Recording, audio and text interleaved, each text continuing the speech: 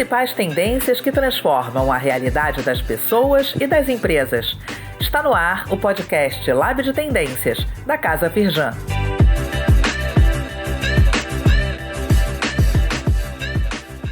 Sejam muito bem-vindas e bem-vindos a mais o segundo podcast Lab de Tendências da Casa Firjan. Esse espaço onde a gente recebe quinzenalmente protagonistas do mercado para falar sobre algumas das principais tendências que estão transformando os negócios, as profissões e a sociedade. Eu sou Yuri Campos e o tema de hoje é tokenização. O blockchain, essa tecnologia descentralizada de compartilhamento de dados, está transformando diversos modelos de negócio e, com isso, conceitos como tokens e NFTs estão se tornando cada vez mais populares. Inclusive, o termo NFT, Non-Fungible Token, ou token não fungível, foi escolhido como a palavra do ano de 2021 pelo tradicional dicionário Collins da Inglaterra.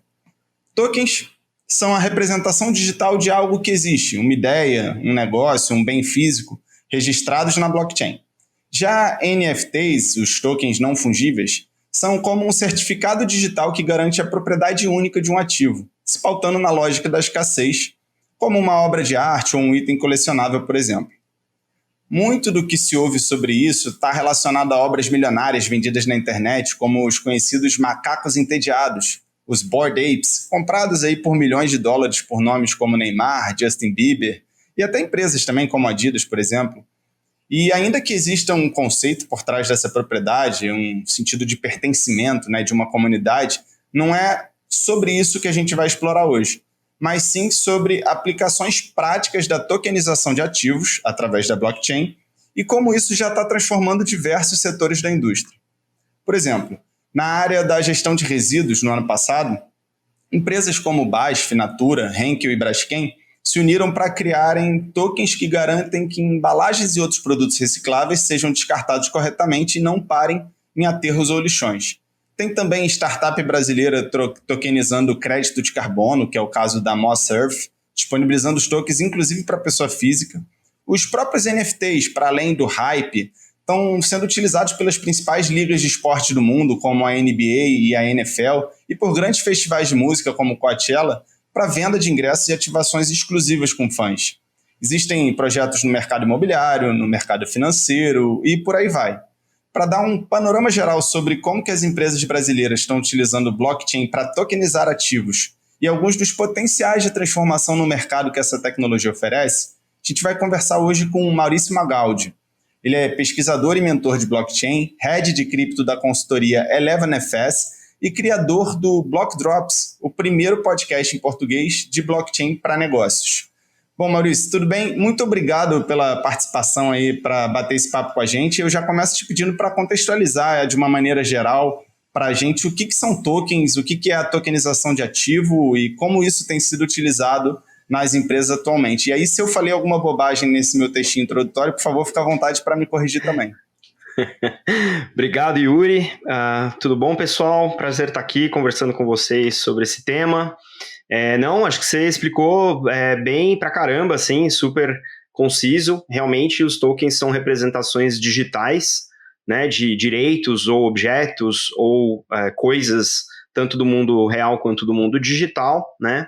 E o processo que a gente chama de transformar aquele direito ou aquele objeto em algo digital, a gente chama de tokenização. Então, a gente está ouvindo cada vez mais as indústrias falarem sobre tokenizar os ativos, tokenizar os negócios, né? Inclusive tem um movimento, tem até uma hashtag no Twitter que é Tokenize Everything.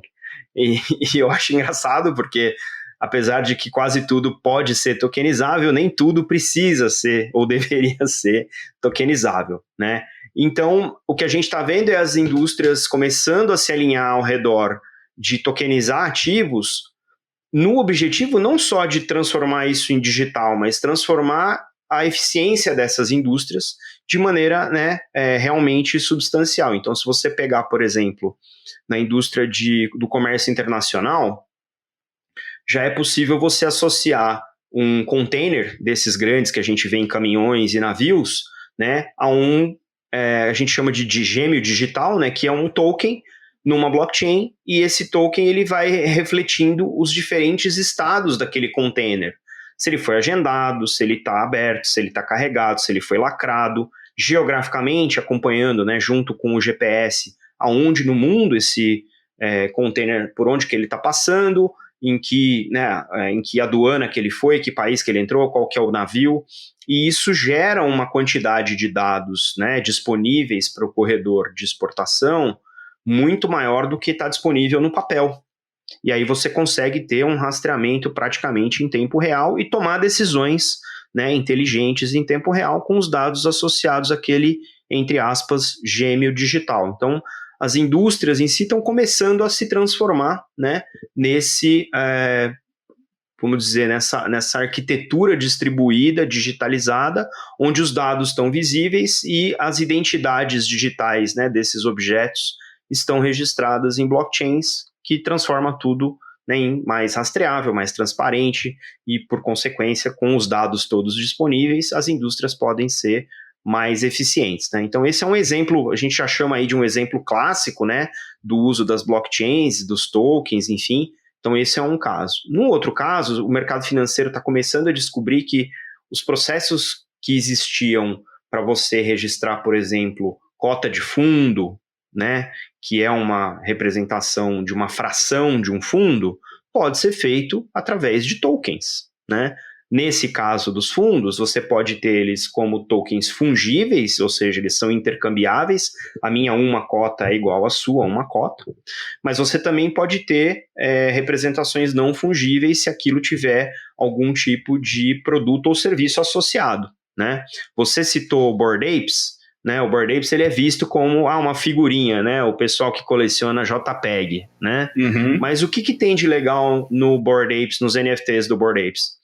A Adidas fez uma parceria com a Bored Apes. Agora, se você tiver uma dessas figurinhas, qualquer em JPEG, você não consegue se beneficiar desse programa da Adidas. Mas se você tiver o registro do NFT na sua carteira, você pode ir numa loja da Adidas, fazer, né, o redeem, ou trocar aquele NFT por um tênis da coleção exclusiva, Bored Apes, e aí você faz essa troca e o programa de fidelidade, né, ou de exclusividade da Adidas gera um segundo NFT para você. Então você perde o primeiro que você trocou num tênis, mas você ganha a geração 2 do Bored Apes para ter mais status dentro dessa comunidade aí, né, dessa galera. Então, os NFTs estão começando a destravar uma série de experiências, tanto de acesso quanto de marca, que a gente não antecipava um ano atrás, né? Então, eu chamo isso do poder dos benefícios futuros. Um NFT pode ter uma camada de benefícios programadas em blockchain, mesmo por alguém que não tenha participado do lançamento da coleção original, porque a blockchain e os dados são públicos.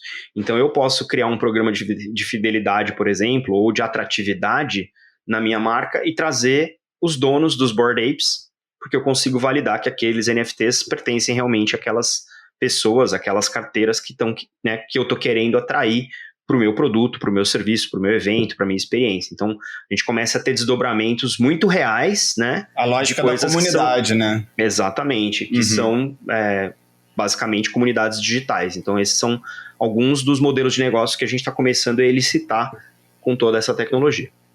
Uma das perguntas que eu tinha separado aqui para você é o que pode ser tokenizado e o que não pode. Mas ouvindo você falar, eu acho que é mais um passo atrás, né? O que deve ser tokenizado e o que não deve. Então, qual é o motivo? Por que tokenizar? Quais são as vantagens de se utilizar essa tecnologia? E aí, Maurício, eu queria também, se você pudesse dar um panorama geral assim, sobre quais são os setores da indústria que mais estão utilizando essa tecnologia hoje em dia. Tá. Os motivos pela tokenização, eles variam, mas o que eu acho que talvez seja o principal ponto de decisão é que tipo de modelo de negócio você está querendo imprimir, né? Então, em indústrias que são pesadamente físicas, muito provavelmente as soluções que envolvem algum formato de token têm a ver com eficiência, tem a ver com representar aquelas entidades físicas num ambiente digital para você ter os dados e poder tomar decisão. Então, esse é uma busca por eficiência. No caso das marcas com os NFTs, o que a gente está vendo são novos modelos de negócio. Como é que eu faço para monetizar mais a minha marca, criar mais fidelidade, criar mais burburinho, né, mais buzz. Então, isso tem desdobramentos específicos. Aí a gente entra, por exemplo, na história dos metaversos, né? Por que a gente está falando de metaverso? O Second Life existia lá no começo da década dos anos 2000. Por que agora o metaverso é uma coisa que voltou à moda só porque o Mark Zuckerberg mudou o nome do Facebook? Não. Porque o que a gente está olhando e chamando de metaverso agora é toda essa camada imersiva de realidade virtual, realidade aumentada, realidade mista, com uma camada dada pelas blockchains que rege posse e propriedade nos ambientes virtuais. Então você consegue ter a gente chama de tokenomics, que é um nome feio, mas é a economia tokenizada dentro desses ambientes, de modo que você consiga, para quem opera ali, garantir posse e propriedade dos objetos que ela está interagindo no mundo virtual. Então isso gera uma nova economia que a gente ainda está descobrindo, né, quais são as implicações, mas sem os blockchains, sem os tokens, isso não seria possível, e aí todo mundo seria uma nova edição do Second Life, como foi lá no final da década dos anos 2000. Então, essas são assim, os motivos principais pelos quais as empresas deveriam buscar um posicionamento digital mais assintoso em relação à tokenização. Em termos de indústria que está se utilizando disso, a gente chama, né, a logística de caso clássico para as blockchains, para os tokens, justamente porque são os casos empresariais que estão há mais tempo utilizando essa tecnologia.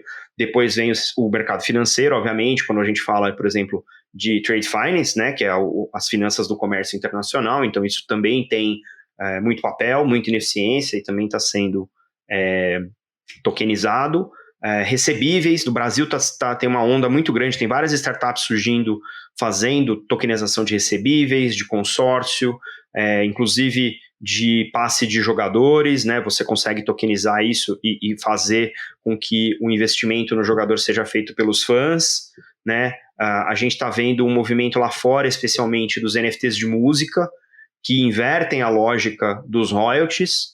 Então está tendo muita briga do tipo o que é o royalty, o que é o direito sobre a música, por que a música é diferente de uma arte digital. Essas são discussões que estão acontecendo agora, nesse momento, e elas são importantes, porque é um momento que eu não vou chamar de ruptura, mas é um momento de transformação daquilo que a gente conhecia como possível e daquilo que os tokens permitem que exista, e que a gente está começando a arranhar a superfície agora. Né? Então, acho que esses são casos de uso bem óbvios. E a gente tem, inclusive, no Brasil, o uso da blockchain, que são as tecnologias que estão por trás dos tokens, para fazer, por exemplo, gestão da informação entre órgãos públicos, né? No Brasil já tem isso. A gente está discutindo, por exemplo, a identidade social brasileira, RG, CPF, a identidade fiscal, CPF e CNPJ. A gente está vendo que a Receita Federal já tem registro de identidades, né, fiscais na blockchain, o BCPF e o BCNPJ.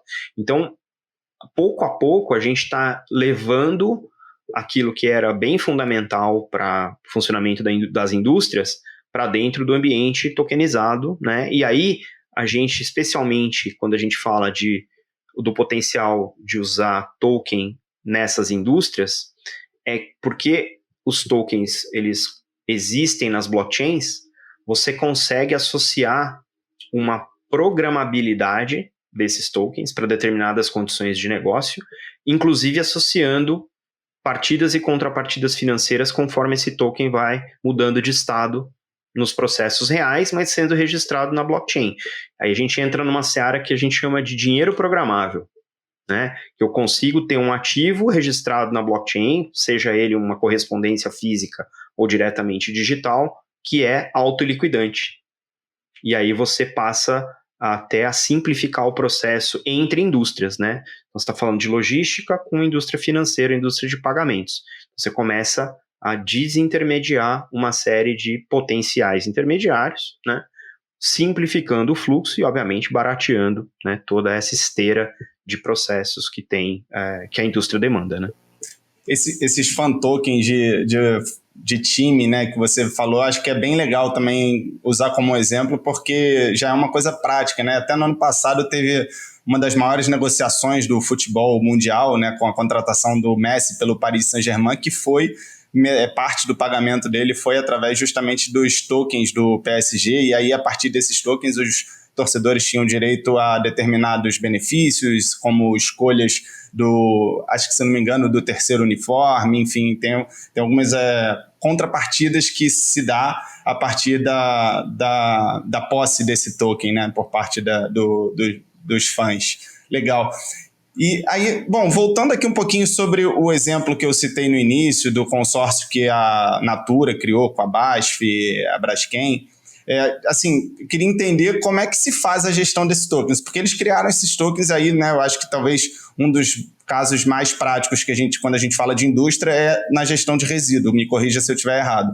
E aí, como é que se faz a gestão desses tokens? Você tokeniza o lixo? Você tokeniza algum item específico? Como é que você vai garantir que aquele determinado item, de fato, não foi parar em lixões, em aterros? De uma forma prática, assim, como é que funciona todo esse processo? O que acontece quando a gente fala de rastreabilidade, né, nas indústrias, e rastreabilidade requer você ter a presença física, porque o mundo real está aí, né?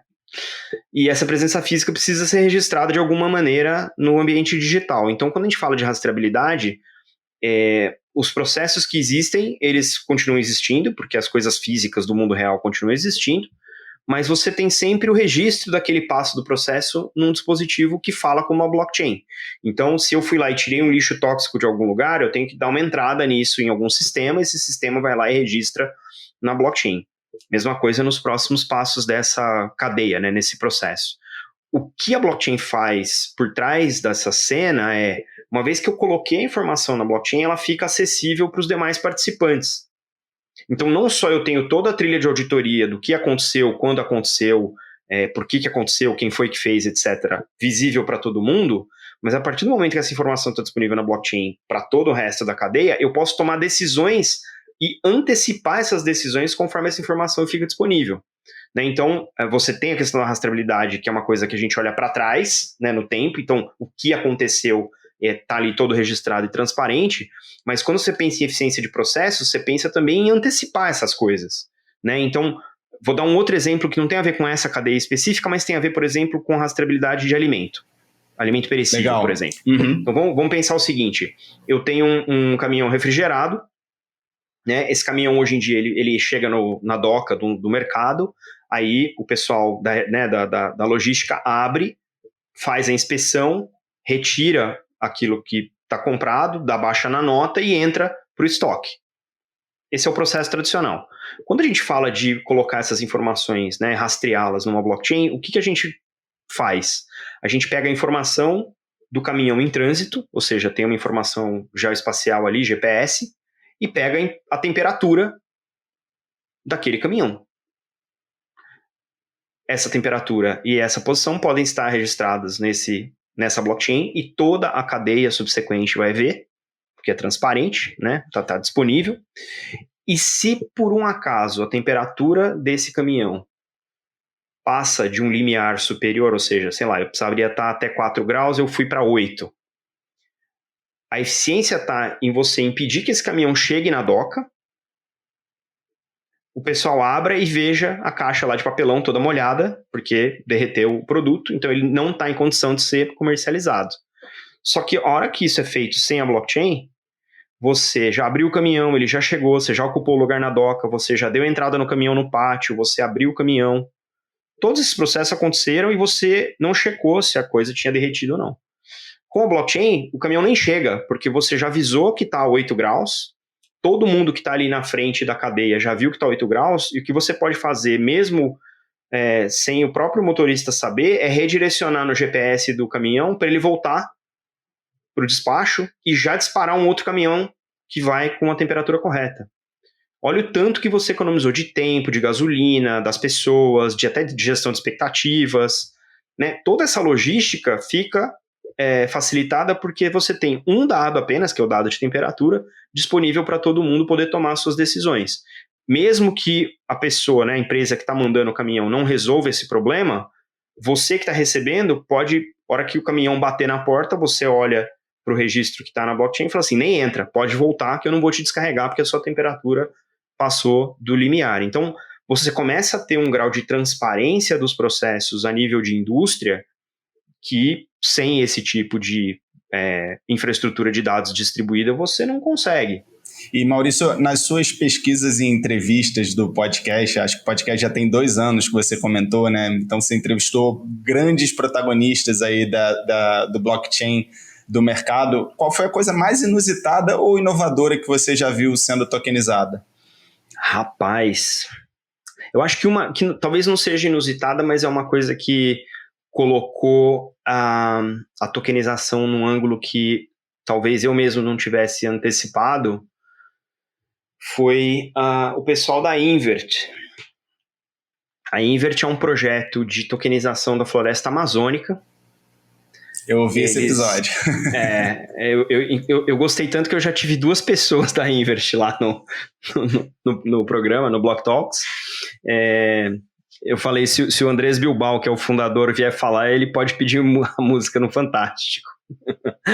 E aí é tokenizar o espaço da floresta, acho que são 620 e poucos mil hectares, assim, uma área gigantesca, diz que são 2 dias e meio para você ir de uma ponta até a outra da área que eles tokenizaram, né? Então é muita coisa de floresta mesmo tokenizada. E a ideia da tokenização é que o investidor que compra aquele pedaço de terra, o upside dele ele está, obviamente, fomentando a preservação, a defesa dali, junto das populações que já moram naquelas áreas, né? Seja indígenas, sejam ribeirinhas, quaisquer que sejam, sertanejos, enfim.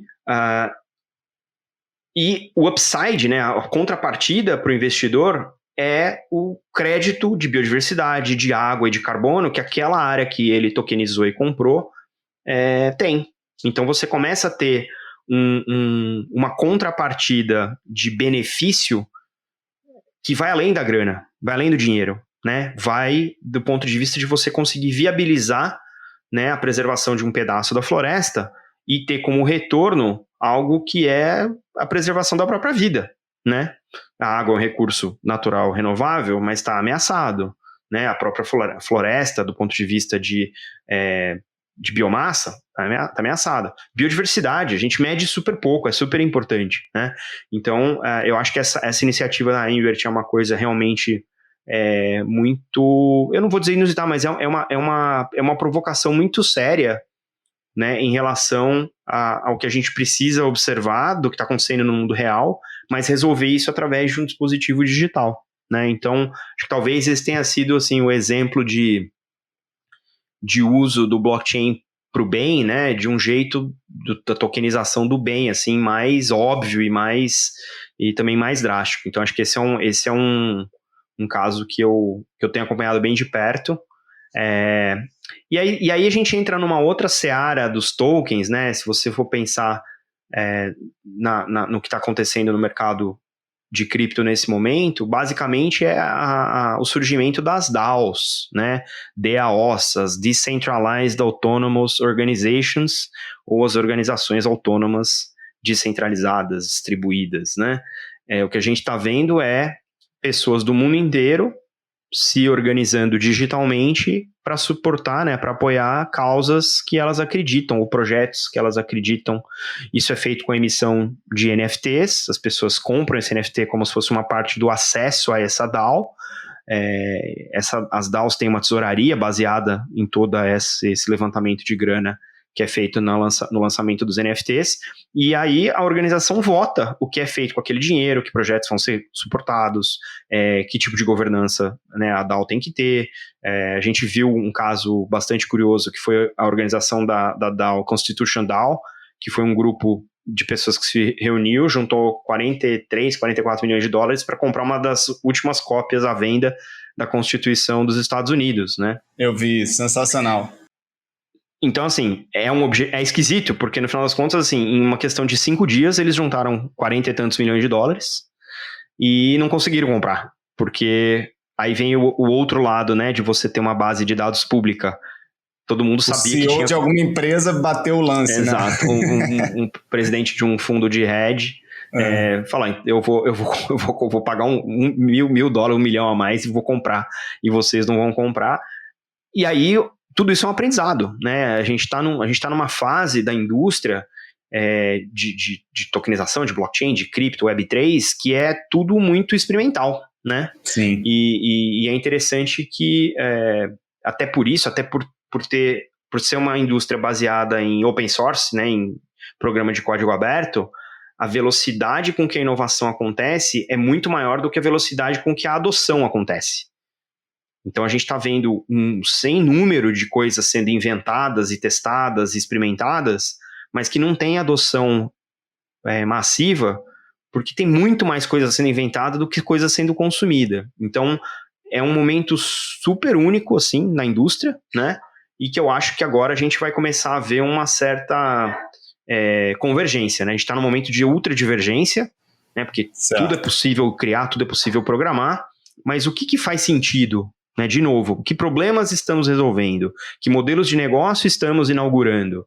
Só assim é que a gente vai ter realmente adoção, porque tecnologia por tecnologia, ela não se autossustenta, né? Mas o que a tecnologia sustenta? Ela habilita resolução de problemas e novos modelos de negócio, e aí eu acho que a gente vai começar a ver uma certa convergência nesse espaço. Cara, eu vi um exemplo de uso de DAO muito interessante no Super Bowl, né? Envolvendo aí uma marca, né? Falando de uma forma prática de uma marca, acho que era o projeto Denon, que eles se uniram para comprar um NFT e dar para a Bud Light, que é a marca de cerveja mais consumida dos Estados Unidos, e em contrapartida eles tinham que colocar um elemento desse NFT durante o intervalo do Super Bowl, que aí a gente está falando do espaço publicitário mais caro da televisão, né, do mundo, e inclusive a Bud Light trocando aí a imagem do Twitter pelo NFT desse projeto, dessa DAO, é uma coisa muito difícil de compreender, né? Eu acho que, como você falou, ainda está num campo muito experimental, mas muitas empresas estão experimentando de fato, né?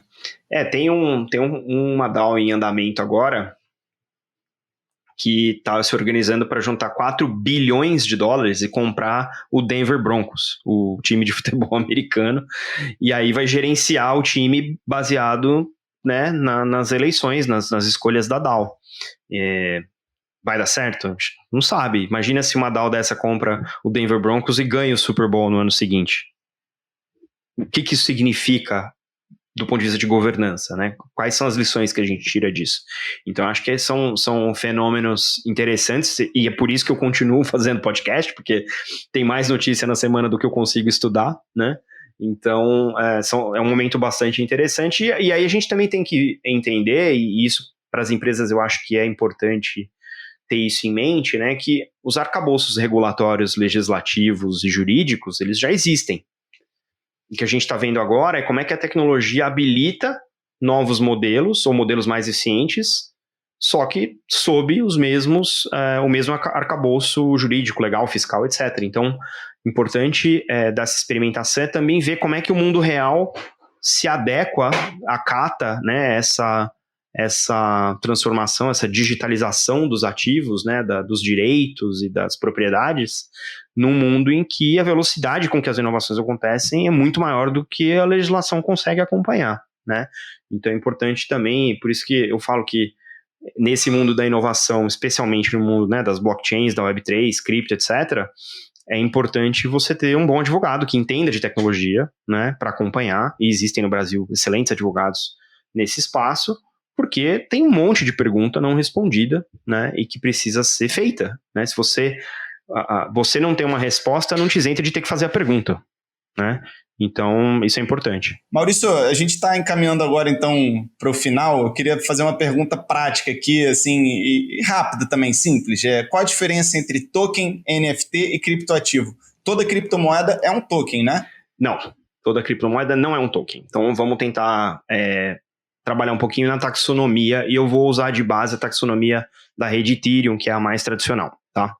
O que a gente costuma chamar de criptomoeda são, na verdade, as moedas ou os ativos digitais nativos daquela blockchain. Então, no Ethereum, por exemplo, o Ether, que o símbolo é o ETH, ou ETH, ou ETH, depende para quem você pergunta, a gente fala de um jeito diferente, é a moeda que garante que você consegue operacionalizar as coisas no Ethereum. Então, você não consegue programar o Ether, né?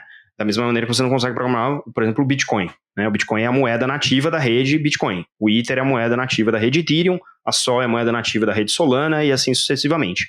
Elas têm características muito mais próximas do monetário, porque você usa para pagar coisas na rede, do que de um ativo que representa um direito ou alguma coisa associada, né? Então, acho que criptomoedas, a gente chama mais de criptomoedas aquelas moedas ou aqueles ativos digitais que pertencem nativamente à rede e são usadas para o funcionamento da rede mais básico possível, tá? Então, esse é a definição mais canônica de criptomoedas.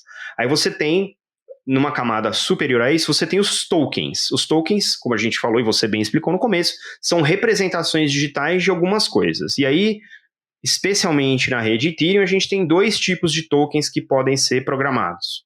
Os fungíveis, que funcionam como ativos intercambiáveis. Então, se eu tenho nós dois temos cotas de um mesmo fundo, uma cota minha é igual a uma cota sua. Se você me der uma cota e eu te der uma cota, nada muda, fica tudo do mesmo jeito, porque elas são representações exatamente iguais e intercambiáveis daquele valor em aberto. O não fungível é não intercambiável, né? E se a gente for parar para pensar, na maioria das coisas do mundo, elas são não fungíveis, né?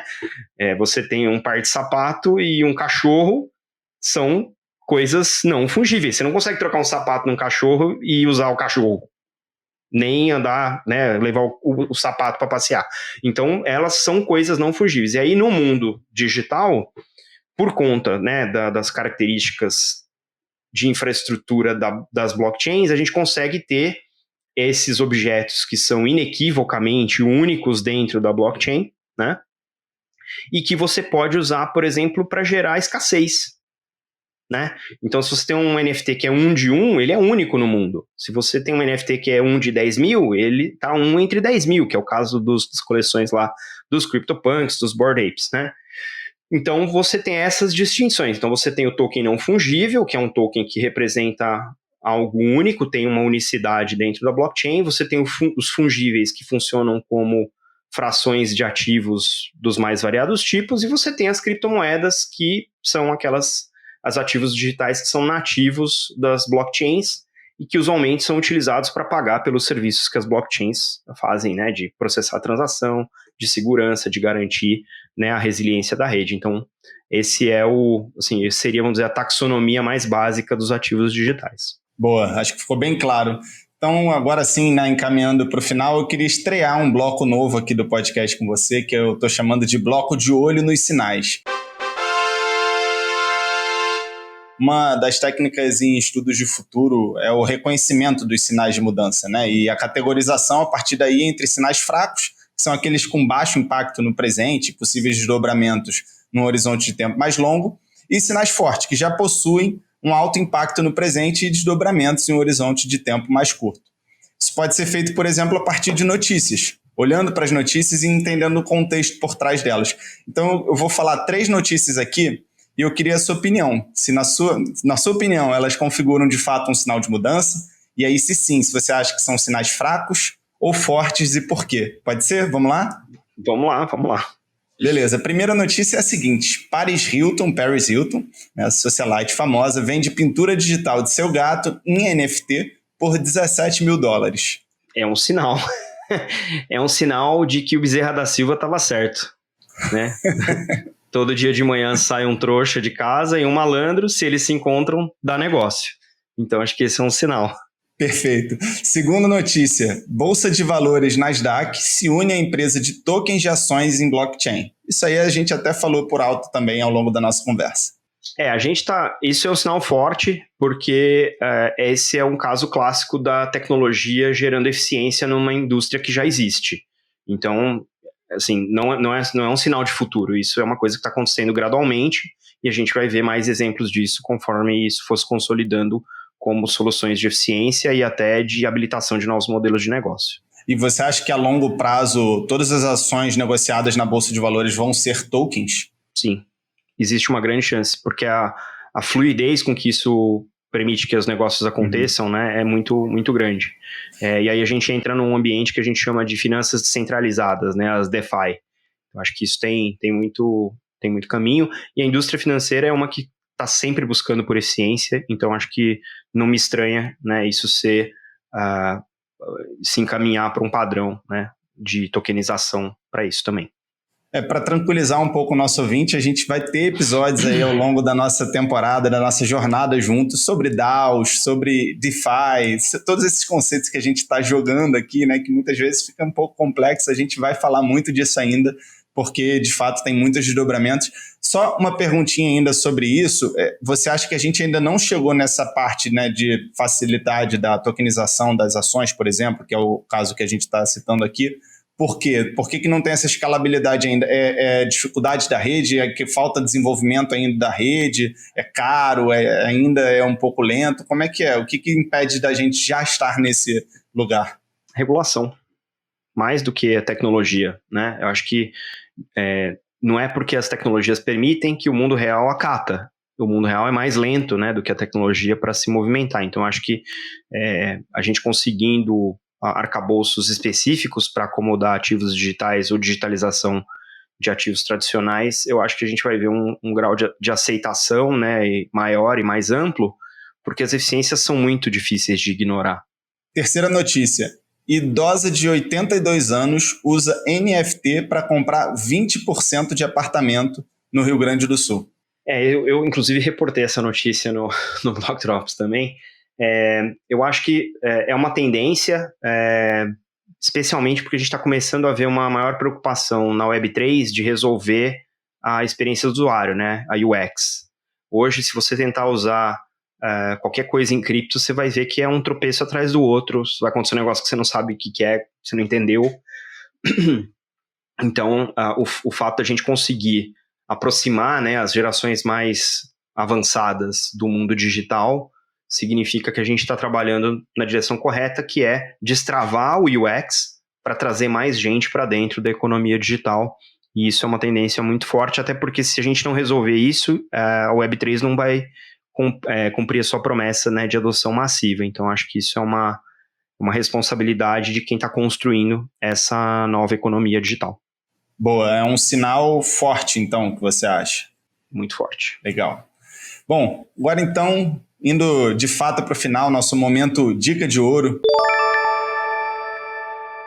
que é onde eu peço suas considerações finais e uma dica de conteúdo também sobre o tema. Pode ser um livro, um podcast, além do Block Drops, que já recomendei aqui, ou algum perfil bacana que você acha que é legal seguir no LinkedIn, no Instagram, etc. Legal. Bom, além do meu podcast, que você já fez o favor de mencionar, eu também, como eu trabalho na ElevenFS, a gente tem um departamento de mídia enorme que faz um monte de conteúdo legal sobre fintech, insurtech e blockchain. Então, se você procurar Fintech Insider, Blockchain Insider e Insurtech Insider nos canais de distribuição de podcast, você vai ver esses 3 podcasts lá que são realmente muito bem produzidos, com muito conteúdo. Todos eles são em inglês, porque a ElevenFS é baseada em Londres, mas tem muito conteúdo de primeira linha. Então, acho que em termos de podcast é isso. Em termos de livro, eu acabei de pegar a edição de Cryptopians, que é o livro da Laura Shin. A Laura Shin foi a primeira jornalista de grande mídia a cobrir a indústria, né, a criptoeconomia, e hoje ela tem a própria plataforma, ela saiu da Forbes e tem a própria plataforma, e ela lançou um livro que conta a história ao redor do surgimento e amadurecimento da rede do Ethereum. Então, muito legal, é um livro com registros históricos de pesquisa que ela mesma reportou e coisas que ela trouxe. Tem histórias do tipo de que aconteceu com o hacking, que aconteceu com a formação da Ethereum enquanto entidade. Então, para quem gosta, né, de um pouco de arqueologia e da história das coisas, é bem legal, é um livro... Eu comecei a ler essa semana, já li os 2 primeiros capítulos, mas assim, é difícil tirar o olho do livro para quem é curioso em relação a isso. Eu recomendo também. E em relação a perfis, eu estou muito no LinkedIn, então se quiser me seguir no LinkedIn, fiquem à vontade, mas tem alguns caras que, assim, algumas pessoas que eu sigo que são muito interessantes, né? acho que a primeira dica, assim, de cara é a Tatiana Revoredo, que é uma pessoa do mercado de blockchain que é super ótima, assim, escreve super bem. Então, Tatiana, assim, segue que não tem erro, vai aprender com ela, porque eu aprendo com ela toda semana, muito legal. Tem a Cláudia Mancini, do Block News, que também é uma das principais jornalistas do segmento no país, assim, que só notícia de ponta, um monte de furo na indústria, adoro o trabalho da Cláudia. E a Tamila Talarico, que é uma das principais advogadas, né, do ambiente digital, que também é uma referência interessante de acompanhar. Ela faz, inclusive, o panorama regulatório no Future of Money, que é o podcast da Exame sobre cripto e blockchains e afins. Então está sempre atualizada do que está acontecendo na regulação no Brasil, no mundo. Essas são as 3 dicas assim, de perfil que eu acho que é meio que obrigatório seguir, porque são pessoas que agregam demais assim, na indústria aqui no Brasil. Muito boas dicas. Você falou da Laura Shin, tem o documentário também, né? O Cryptopia, que não sei se é dela ou se ela só fez uma participação, mas que eu assisti também no Ela aparece Prime no Video, né? No Prime. No Prime, E muito bom também, achei bem legal. Eu acho ela ótima. Eu escuto o podcast Unchained, que é o podcast dela toda semana. Legal. Ela realmente está no olho do furacão. E é isso. E aí também convidar o pessoal, a gente em setembro está organizando o Blockchain Rio Festival, né, com um grupo de pessoas assim, incríveis do mercado, o Rubens Einstein, o Francisco Carvalho. Então tem muita coisa legal, vai vir muita gente de fora. E, se tudo der certo, vai ser um baita de um evento, e a gente também vai estar lá, né, fazendo painel, conversando com os convidados, fazendo palestra, vai ter muita coisa legal, e vai ser no Rio, no Porto Mauá, num daqueles barracões maravilhosos que tem lá. Então, se você estiver por aí, a gente se vê lá, setembro, de 1 a 4 de setembro. E aí, é isso. Obrigado, Yuri. Estarei lá, Maurício. Muito obrigado. Segunda vez que eu tenho o prazer de bater um papo sobre esse tema com você. A gente fez uma live, né, no final do ano passado, inclusive com o Christian Aranha, que é o autor do Bitcoin, Blockchain, Muito Dinheiro. É um livro fantástico também, que fica aí como minha dica. Todas essas referências que a gente está falando, assim como o link dessa live, eu vou colocar no descritivo, onde você está ouvindo o podcast, para comentários, críticas ou sugestões de tema, ou pessoas que você gostaria de ouvir por aqui. Manda um e-mail para a gente, para casafirjan@firjan.com.br, com o assunto podcast. A gente vai gostar muito de ouvir o que você está achando. E, por fim, não deixem de seguir ou favoritar esse programa no seu agregador de podcast e compartilhar com seus amigos e amigas que podem se interessar pelo tema. Muito obrigado pela audiência. A gente se fala no próximo episódio. Maurício, mais uma vez, muito obrigado. Até a próxima. Abração.